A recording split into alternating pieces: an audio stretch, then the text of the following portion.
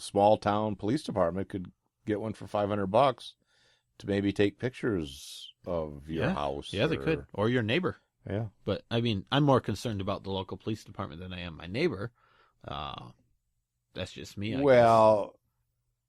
Yeah, see, it's a good point. Does the government have more rights than your neighbor to come over and spy on you, or are you more protected from your neighbor coming over and taking pictures of you in your yard versus the federal local governments? I don't know. In reality, you're more protected from your neighbor doing it than the federal government. Probably because are. It's going to be really hard to win a case against them. But yeah, $500, you get yourself a little helicopter. All right. And they go up to $35,000, or millions, I'm sure, more than that even. Yeah, but I think they can get a good model for $35,000. Yeah. Which is what, the RQ-11 Raven, which is used by the military, is about $35,000? Yeah, and it's basically just a big remote control airplane. Right. Obviously, it's a little more sophisticated. And even a lot of mid-sized police departments could afford $35,000. Yeah. Especially if they did fundraisers and all that kind of stuff. It's just tax money. The government's paying for it. That's right. I mean, it's just, hey, QE4 was starting to happen, quantitative easing. So the Fed is just going to be printing money anyway. We might as well buy drones for everybody. Well, this all brings up some things that we can ask about. Are there advantages to this technology? I think there are. Oh, yeah, for sure. I mean, there's some science stuff. Definitely. I mean, technology is interesting in that way that I love it, and this stuff's cool. And like I said, Google Earth, I saw that's really cool technology. It is. I use it all the time drones, in my job. Very cool. Yep. Very cool stuff. But they can definitely be used for evil. Yep. And it's very hard once everyone's so excited about the technology and gets behind it and puts this money into it and invest in it and get it going. It's really hard to draw the line and say, okay, yeah, now we're getting a little overboard on what we're using this for, and we're starting invading on other people's rights, and that's just not okay. That's what we get into the disadvantages. The government can use it to spy on us. Yep, and they are.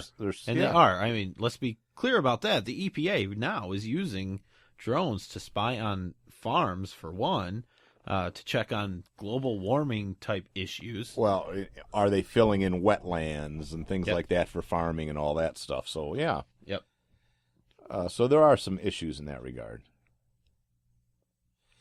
What about, do you think people have a right to privacy from above? I mean, where does that... Yeah, I think we should. I definitely do think we should, but how do you regulate that? I don't know how you do. That's the problem. We can put rules in place saying the government cannot spy on us, but how are you going to regulate your neighbor industry from sending up from sending up a drone and flying wherever? And if you can't see it sitting in your backyard, depending on what model they have and where they fly and how far away they have to be to actually see you, that's really hard to regulate. I just know I do not want the government spying on me. I think drones used domestically will not lead to good things. Well, the good thing is that wiretapping was a technology that was developed, right? Yep. They were able to hook into your phones and listen to your telephone conversations. We regulated that. Now you need a warrant to be able to do certain things. Well, no, I take that back. That's been eroded as well, right? Yeah, I mean, right. there's issues there too, But generally, Thanks, that was Bush. Exactly, and Obama's not helping it at all. No. So that was a technology that developed that was regulated for a while. So that was a good thing. So there are some things that this is not new. We've delved into the philosophy and the constitutionality of what the government can do to spy on you. Right. I think the airspace is another thing. We've also looked at, can the government use certain technology to look into your home from the street? Right. Yeah. So we have to look at it from that point of view, too. And that sort of stuff comes up a lot where the police are investigating something. They don't have a warrant or anything, but they see something through the window, and that's in plain sight thing, though. I'm talking about using like infrared heat thing to look for people growing marijuana. Sure. I mean, but at some point we're going to be able to develop sniffing sensors that can detect, cocaine and heroin or whatever in your house. Yeah, or those. Yeah, I mean, we have those scanners at airports, and they've developed scanners that can scan from like 30 feet away or something like that. So those are X-ray issues type thing. They're not X-ray, but you know what I mean. And that's yeah, scary to me. Like I said, I love the technology. That's kind of what I do. But man, it can be abused. Yeah, it definitely can. Well, we've been skirting this issue too, but we also have some moral and civil implications of using drones to kill people. Not only enemies of the state, but U.S. citizens as well as non-combatants. We can discuss that. What do you think?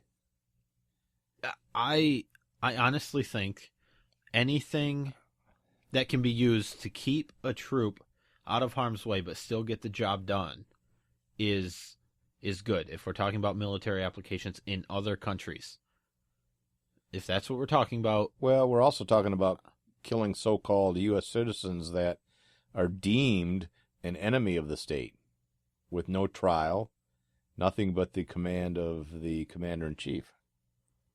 Domestically, here in the United States? No, overseas.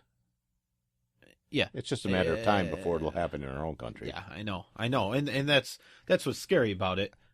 I don't know. I mean, I have some statistics on that's that, a tough one. So you're saying an American citizen overseas who's an enemy of the United States? Well, proposed enemy. Yeah, right. And that's where how much power do we give the government? Right. And the administration we have now is what's the criteria for not the one I want making these decisions. He's the one using the drones in huge numbers to attack other countries. Much more than Bush ever like did. That. Yeah, a lot. Obama, we're talking about. Oh, yeah, President Barack Hussein Obama. He is, the most peaceful, the most Nobel Peace Prize winner. For what he talked about, what he was going to do, he won the Nobel Peace Prize before he even did anything. He won that, and that's just completely ridiculous. That the Nobel Peace Prize means nothing anymore at all. Yeah, nothing. It means you're a liberal. Another show to discuss about that, but yeah, I mean, what's the criteria for that? So that's scary. The drones we're using them a lot, and we've killed lots of people, and we can look at some of the statistics, which I have here, based on let's see, the New American Foundation, as of October of this year. And the numbers are tough. They can go with minimum and maximum because the reporting is not perfect, so they have to just kind of window it and bracket it. But things have gotten better in regards to civilians versus so-called combatants. But as one person I heard on when I was doing research for the show, they say, how do you tell a combatant when you look in some countries, everybody has a gun. Everybody's carrying a weapon, whether they're a peaceful sheep herder tending his flock or, an insurgent. Look at Israel where the teachers are carrying guns. So you can't use that as a criteria. So are they a combatant? It's hard to tell. But in 2004, they're saying that the number of attacks, there was 1, and the number of people were killed between 5 and 8. 2005, 3 attacks, 12 to 13. 2006, 2 attacks, between 90 and 102. Wow. 4 attacks, 48 to 77. 2008, 36 attacks, 219 to 344. 2009, 54 attacks. You can see a pattern here. Between 350 and 721 people killed. 2010, 122. Between 600 and 1,000. 2011, starting to come down a little bit. We're getting into campaign season here for the election. 2012, 43, between 200 and 300 people. Year's not over yet. No. So what we're looking at is the Bureau of Investigative Journalists are coming up with numbers. Total strikes, 350. Total reported kills between 2,500 and 3,300. Civilians reported killed between 472 and 885. Children killed between 176. Total reported injuries, 1,200 to 1,400. Strikes under the Bush administration, 52. Obama administration, 298. Yeah, that's over almost 6 times. And Obama has actually used them to kill U.S. citizens who he thought were combatants. Yep. Which, like I said, I mean, I don't remember the details of that case. I remember hearing about it. I remember talking about it at the time. It's scary because, like I said, this administration is not the one that I want making those decisions because I do not trust them one bit. I mean, like I said, we have you and I are we don't agree with Obama very much, and we have a lot of dragonflies around our yards. Yep. So it's scary. I'm not sure the reason for the drone strikes going up 6 times under Obama from what Bush's numbers were. And I don't know if we've ever really gotten an answer to that of why. I don't think we have. Other than he can just kind of do it quietly and. And that's the other thing I found when I was doing research. I was trying to get sound bites. And almost all the sound bites that I found were foreign news agencies or blogs or internet type of news agencies, mostly from Pakistan and stuff. They hated it. Yeah, they're the ones being Very attacked. few things could I find for U.S. news media sort of saying anything about the drone attacks. Yeah. Plus or minus. So it's really odd that we're being very quiet as a nation on this. Well, where the other parts of the world are. I don't think it. that is odd given the state of our current media and how closely they're tied with the current administration and how hard they work their asses off to get Obama reelected. I don't think it's very surprising that they haven't come out and talked about this very much. It's sad. It's not how it should be, but it doesn't surprise me. Well, one statistic I look at is the Brookings Institute said that we're getting more accurate with our drone strikes on killing, militants versus civilians, but their statistics were it's 1 out of 10. So it's one out of 10 killed was the actual target. Well, was a militant. It says that 10 civilians are died for every militant killed. Yeah, that's a lot of collateral damage. It is. I think that number is getting better. Technology's getting better. Skill level is probably increasing with. I mean, and maybe that's Obama's reasoning. He wants practice, so when he starts using them here in the U.S., and actually, he can be very targeted about it. Actually, there's been reports where the CIA, and they're one of the ones that use it the most. Yeah. Not necessarily the military. Yeah. We have a non-military agency doing it, which is scary.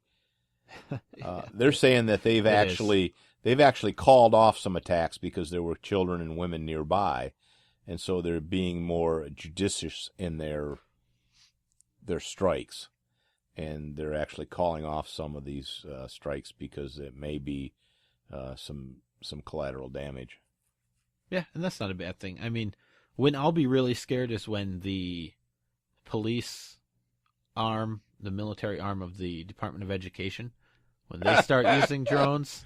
Yeah, then you'll be worried. Then I'll be worried. I think that any time a civilian agency is using drones to kill people in this country, I'm going to be worried, regardless of what it is. Yeah. Obviously, no part of the government should be killing people in public like that in this country. Yeah. That's just something we don't want. But the big issues, like we said, are the privacy implications and I mean, right now that's the big concern. It's Right. Big Brother spying on you Right. in your